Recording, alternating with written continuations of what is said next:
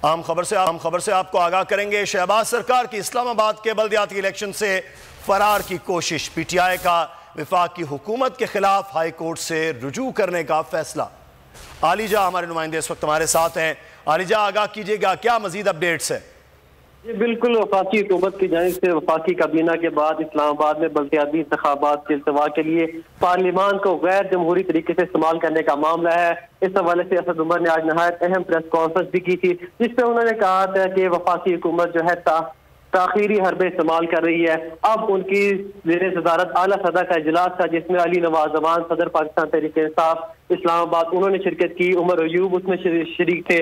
साथ ही साथ यहाँ पर दीगर जो पाकिस्तान तहरीक इंसाफ के अहदेदारान हैं, उन्होंने इस अहम तरीन इजलास में शिरकत की है। इजलास में इस्लामाबाद के बल्दियाती कानून में तरमीम की हुकूमती कोशिशों का भरपूर तजिया किया गया है। बल्दियाती इंतखाबात के कानून में रद्दोबदल की जो कोशिशें की गई है उसको करार दिया गया है कि वफाकी हुकूमत जो है खौफ का शिकार है। साथ ही साथ असद उमर साहब का ये कहना था कि नून लीग की जानिब से इस्लामाबाद हाई कोर्ट में बल्दियाती इंतखाबात का जो रुकवाने के लिए जो फैसला किया गया है, ये इनकी बॉन्डी हरकत है। आलिजा में तफसीलात से आप आगाह कर रहे थे, बहुत शुक्रिया आपका।